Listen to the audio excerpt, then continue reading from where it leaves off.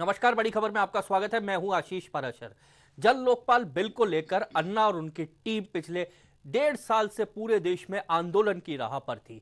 जनता का समर्थन भी उन्हें जन लोकपाल को लेकर मिला, लेकिन जब चौथी बार आंदोलन के लिए अन्ना की टीम जंतर मंतर पर इकट्ठी हुई तो अचानक आंदोलन को उन्होंने 10 दिन के बाद आंदोलन को स्थगित किया और एक राजनीतिक पार्टी बनाने की घोषणा की। लेकिन उसके बाद में अन्ना ने खुद ने सामने आकर अपनी टीम को भंग कर दिया। उन्होंने एक ब्लॉक पर अपनी टीम, जो टीम अन्ना के नाम से जानी जाती थी, उसको भंग करने का ऐलान किया। आखिर क्या हुआ इन सब के पीछे? क्यों 1.5 साल से चला आंदोलन किस दिशा में बह गया? इस पर आज हम चर्चा करेंगे बड़ी खबर पे।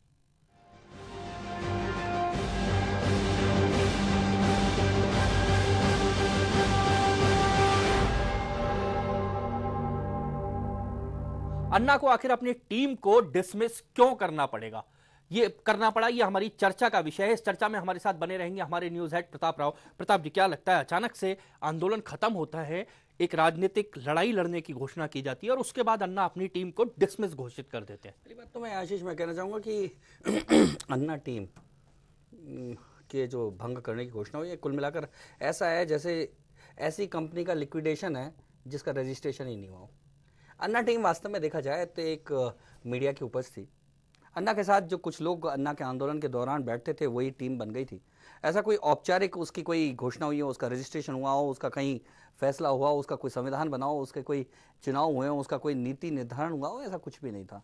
और जिस तरह से अन्ना के टीम का गठन ही नहीं हुआ तो अन्ना ने विघटन का फैसला कर दिया। तो निश्चित तौर पर ये बात देखने की कि अन्ना कितने परेशान हो गए थे कि आखिर में जो टीम ही नहीं बनी थी उसके विघटन की घोषणा उन्होंने कर डाली। उसी बात पर आरोप था कि क्या चुनाव की जो घोषणा थी, कुल मिलाकर चुनाव की घोषणा की कि अब हम राजनीतिक रूप से मैदान में जाएंगे, उसके बाद अन्ना अपनी टीम को डिसमिस करते हैं। इसके बीच में आपको लगता है कि कुछ घटनाक्रम और है जो अछूता है? देखो आशीष, समझना पड़ेगा कि अन्ना कौन है। अन्ना का पिछला 50 साल, 5 दशक उनके किस हालात में गुजरे। उन्होंने अपने जब सेना की नौकरी से निकल कर आए, उन्होंने समाज सेवा को अपने जीवन का मार्ग चुना। समाज सेवा के माध्यम से सामाजिक परिवर्तन और राष्ट्र परिवर्तन की उन्होंने जो एक शुरुआत की थी, वो धीरे धीरे उनकी मुहिम जो भ्रष्टाचार के खिलाफ आगे आई, क्योंकि उन्होंने महसूस किया कि जहां मैं सेवा करता हूं, जिन ग्रामीणों के लिए सेवा करता हूं, वो भ्रष्टाचार के कारण शिकार हैं। वो भ्रष्टाचार किसके कारण हो रहा है कि मंत्रियों के आदमी वहां लगे हुए हैं। मंत्री कौन है? वो खुद भ्रष्टाचारी है। तो उनका आंदोलन वहां तक पहुंचा। उनकी कतई भी, जब भी उन्होंने आंदोलन शुरू किया या सामाजिक अपना काम शुरू किया, कतई मंशा नहीं थी कि राजनीति के चक्कर में पड़ जाएं, नेताओं के घनचक्री में पड़ जाएं। लेकिन टीम अन्ना का जब से जुड़ा हुआ तो अन्ना तो समझ ही नहीं पाए कैसे कैसे हुआ। क्या हुआ आखिर इस पूरे मामले में? आइए दिखाते हैं आपको।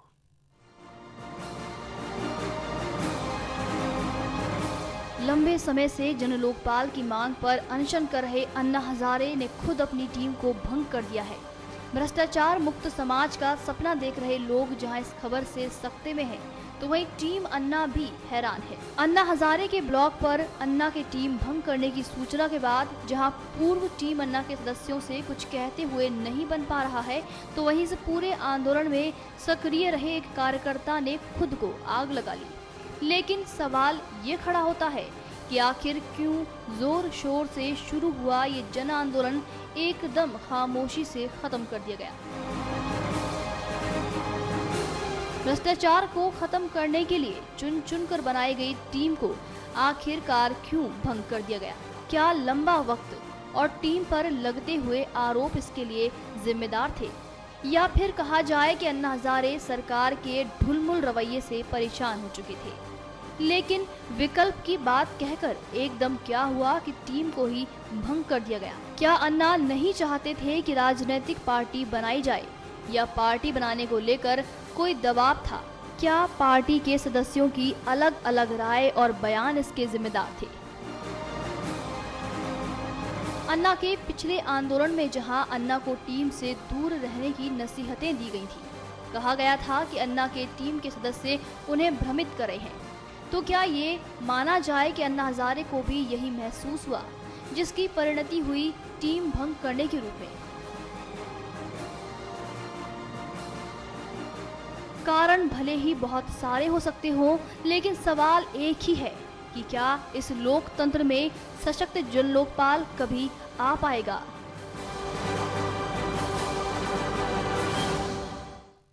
तो बिल्कुल सवाल यही है कि आखिर अब क्या होगा, क्योंकि 1.5 साल में इस मुहिम में हिंदुस्तान का आम आदमी साथ जुड़ा था जो भ्रष्टाचार से परेशान था। प्रताप जी, क्या लगता है अब क्या होगा? पहली बात तो ये है कि अन्ना हजारे वो जिस यात्रा पे चले थे उस यात्रा के साथ ही बने थे बाकी टीम अन्ना के लोग।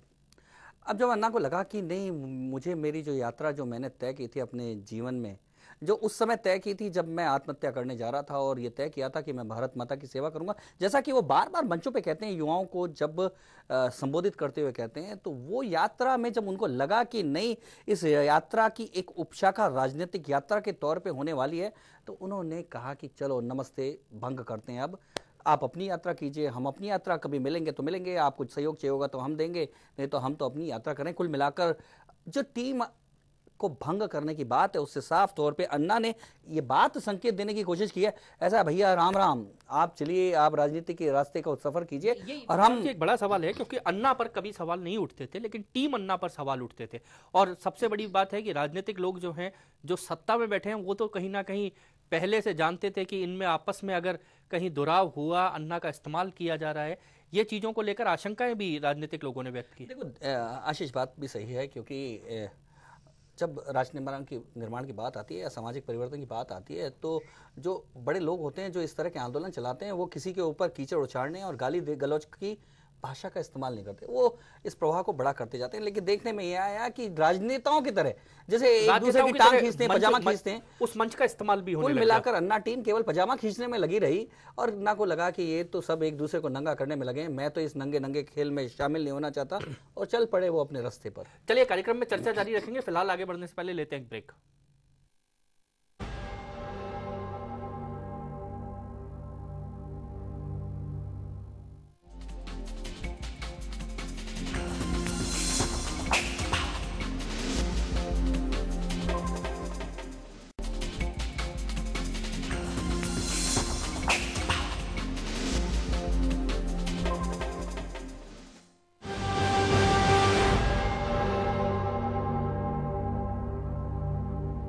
ब्रेक के बाद एक बार फिर से आपका स्वागत है। ब्रेक से पहले हम चर्चा कर रहे थे प्रताप जी के साथ।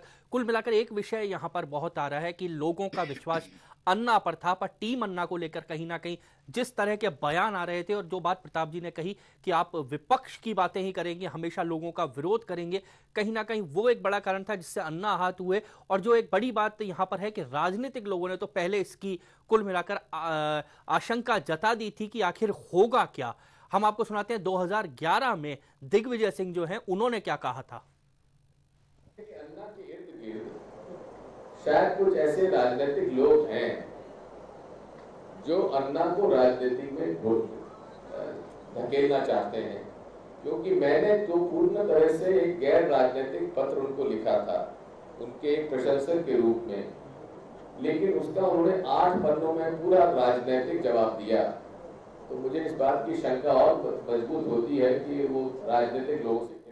तो देखा आपने 1 साल पहले क्या कहा था दिग्विजय सिंह ने। प्रताप जी, दिग्विजय सिंह को अब आप क्या कहेंगे कि दिग्विजय सिंह राजनीतिक समझ बढ़िया रखते हैं, या कुल मिलाकर उनका वो एक तरह से कहा जाए कि उनकी ज्योतिष बहुत अच्छी है? नहीं, क्योंकि कई दशकों से वो राजनीति में है, तो ज्योतिषी को दिखाते दिखाते खुद भी अपने राजनीतिक ज्योतिष हो गए, वो हो गए हैं। पहली बात तो ये है। दूसरी बात ये है, सबसे बड़ी बात ये है कि देश के हर राजनीतिज्ञ ये जानता है, यदि कोई आदमी आगे बढ़ रहा है और कोई आदमी बहुत तेजी से उसकी प्रसिद्धि फैलती जा रही है, तो उसे राजनीति में घसीट लाओ, तो जैसा हाल खुद का हुआ है वैसा ही उनका हो जाए। तो इसलिए दिग्विजय सिंह बड़े कामना कर रहे थे कि मेरे जैसा हाल अन्ना का भी हो जाए, इसलिए जल्दी से राजनीति में आ जाए। प्रताप जी हमारे साथ इस चर्चा में जुड़ गए हैं वरिष्ठ पत्रकार नवीन कुमार जी हमारे साथ जुड़ गए। नवीन जी, जिस तरह से अन्ना ने अब ऐलान किया है कि टीम अन्ना खत्म, क्या लगता है कि आगे अब क्या होगा? और जो आंदोलन खत्म हुआ और टीम को भंग करने की घोषणा हुई, क्या बीच के इन 2-3 दिन में घटनाक्रम को कुछ और नजरिए से भी देखा जा सकता है? लगता यही है आशीष कि देखिए, टीम अन्ना जिस सोच को लेकर के चले थे, जिस बदलाव को लेकर चले थे, वो बदलाव तो वो नहीं हुआ, क्योंकि पॉलिटिकल सिस्टम हमारा जो पॉलिटिकल रिफॉर्म्स होना चाहिए उसकी बहुत जरूरत है, वो नहीं हो रहा है। और इसलिए अन्ना टीम को उन्होंने, राजनीतिक लोगों ने अपने हिसाब से ढाल लिया, वो बात कहलवा दी जिसके लिए अन्ना कभी तैयार थे ही नहीं। क्योंकि अन्ना जानते हैं कि अगर उनको किसी भी लोकसभा क्षेत्र में चुनाव लड़ना पड़ा या कि उनकी टीम के किसी भी सदस्य को, उसके लिए जो पोलिंग एजेंट बनाने पड़ेंगे, उसके लिए 20-25 लाख रुपए कहाँ से लेके आएंगे? फिर वही करप्शन होगा, फिर वही सिस्टम होगा। तो वो अन्ना हजारे कभी चुनाव नहीं लड़ सकते। वो इसलिए नहीं लड़ सकते क्योंकि वो भ्रष्टाचार के खिलाफ है। अगर भ्रष्टाचार के जो ईमानदारी से चुनाव लड़ा ही नहीं जा सकता, तो यही कारण है कि उनको चुनाव नहीं लड़ना चाहिए। नवीन जी और क्या आवेश में कहा जाए या फिर किसी वर्तमान परिस्थितियों को देखते हुए जल्दबाजी में टीम अन्ना ने जो निर्णय ले लिया या जो ऐलान किया कि चुनाव लड़ने का, पॉलिटिकल पार्टी बनाने का, वो ठीक नहीं था। नवीन जी क्या लगता नहीं है कि अन्ना ने ये एक प्रकार से एक टीम जो टीम थी नहीं, कभी बनी नहीं थी औपचारिक रूप से, उसको भंग करके साफ साफ संकेत दे दिया कि जो लोग राजनीति में जाने के लिए उतावले हैं वो राजनीति का सफर तय करें, मैं तो समाज सेवा का रास्ता ही अपनाऊंगा और सामाजिक परिवर्तन और व्यवस्था परिवर्तन की लड़ाई लड़ूंगा, राजनीतिक क्षेत्र में नहीं उतरूंगा। क्या ये सीधा सीधा संकेत नहीं है कि अब हमारे रास्ते अलग अलग हैं? नहीं, बिल्कुल यही बात है। जिस प्रकार से टीम अन्ना में अन्ना ने जो संकेत दिया है, अन्ना ने संकेत दिया है कि बहुत से लोग ऐसे जुड़े थे जिनको लगा था कि बहुत जल्दी और पब्लिसिटी मिलेगी। पब्लिसिटी मिल ही रही थी टीम अन्ना के नाम से, अन्ना के नाम से जो पब्लिसिटी गेन कर रहे थे, उनका मकसद केवल इतना भी था कि वो चाहते थे कि बाद में नाम और फेम हो जाए तो चुनाव लड़ सकें, राजनीतिक क्षेत्र में आ सकें। तो केवल वो जो इस प्रकार का अपना मकसद हल करना चाहते थे, उनको अन्ना ने ये सबक दे दिया, बता दिया कि भाई टीम अन्ना के नाम पर जो टीम है वो खत्म हो गई है। आगे भविष्य में राजनीतिक लड़ाई लड़ने के लिए या फिर लोकपाल भ्रष्टाचार के खिलाफ लड़ाई लड़ने के लिए जो नई टीम बनाएंगे या नया कोई गठन करेंगे, उसका स्वरूप दूसरा होगा, उसका रूप दूसरा होगा और वो तरीका दूसरा होगा। तो कुल मिलाकर लगता नहीं है कि जो जिस लड़ाई को लेकर, जिस तरह से जन लोकपाल विधेयक को लेकर और भ्रष्टाचार मुक्त भारत को लेकर जो एक सफर शुरू हुआ था, वो सफर शायद लगता है कि टीम अन्ना के लोग तो बदल चुके हैं, राजनीतिक रास्ता अपना चुके हैं। शायद हो सकता है कि अन्ना अपने उस रास्ते को बरकरार रखें। नहीं, ऐसा नहीं, लेकिन अन्ना तो खैर अपने रास्ते को बरकरार रखे हुए हैं ही। उनकी लड़ाई भ्रष्टाचार के खिलाफ है और लोकपाल के लिए खिलाफ है, लेकिन अन्ना ने एक जागृति तो लाई है जी। आज देश के अंदर एक जागृति है। व्यक्ति चाहे युवा हो, समझिए मध्यम वर्ग का व्यक्ति हो, हर आदमी अपने दिमाग पर जोर डालकर सोचने की जिसकी स्मरण शक्ति एक तरह से समाप्त हो चुकी थी, उसको उसने जागृत कर दिया है। लोग सोचने लगे हैं, देश के बारे में सोचने लगे हैं, भ्रष्टाचार एक मुद्दा बन गया है, लोकपाल एक इशू बड़ा मुद्दा बन गया है। उन अन्ना ने ऐसा नहीं कि मुद्दे नहीं दिए, अन्ना ने मुद्दे बना दिए हैं, उनको कोई ना कोई आगे तो बढ़ाएगा ही बढ़ाएगा। लेकिन हाँ, लड़ाई को लड़ने के लिए अब क्या रूप होगा, क्या स्वरूप होगा, ये एक देखने वाली बात है। क्या नवीन जी एक और बात नहीं लगती, क्योंकि इस देश ने लंबे लंबे आंदोलन देखे, आज़ादी का इतना लंबा आंदोलन चला, उसके बाद जयप्रकाश नारायण का भी बहुत लंबा आंदोलन चला और तमाम राम जन्मभूमि का भी यहाँ आंदोलन हुआ इस देश में। तो सारे आंदोलनों के बाद एक बात तो ये तय है कि लंबा समय लगता है, लेकिन क्या टीम अन्ना में वो संयम की कमी थी, टीम अन्ना में वो विश्वास की कमी थी जिसके चलते उन्होंने जल्दी से अपना रास्ता बदल लिया? ऐसा लगता नहीं है? देखिए, फिर वो बात आ गई टीम अन्ना। जब अन्ना ने टीम बनाया नहीं तो टीम अन्ना, जो हर आदमी उस एक के साथ एक मिलता चला कारवां बढ़ता चला गया और जब ज्यादा लोग हो गए तो सभी उनको सदस्य बता करके अपने आप को पब्लिसिटी लेने लगे, मीडिया पब्लिसिटी जल्दी से मिलने लगी, आसान हो गया। यही कारण था कि जो बहुत अधिक लोग टीम अन्ना के नाम पर जुड़ करके नाना प्रकार के, क्योंकि एक संगठन नहीं था, ये एक कोई ऐसा संगठन नहीं था जिसको जो एक सुनियोजित तरीके से बनाया गया हो। एक ऐसा आंदोलन है जिसमें हर वर्ग का लोग शामिल था, हर वर्ग का लोग जुड़ा हुआ था।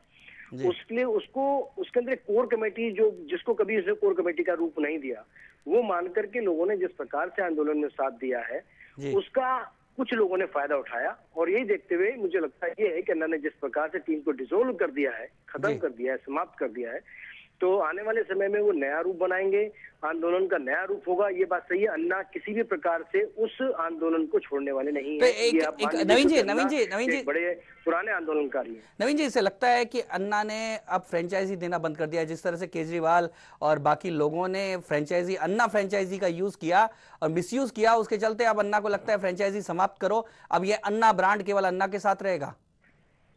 अन्ना ने कभी कोई ब्रांड नहीं बनाया। पहले उन्होंने 4 आंदोलन बड़े किए हैं। एक जब शिवसेना की सरकार थी तब, एक जब शरद पवार की सरकार थी तब, उसमें कई मंत्रियों को भी इस्तीफा देने पड़े थे, कई मंत्रियों को हटाना पड़ा था कई सरकारों में। उन्होंने कभी भी किसी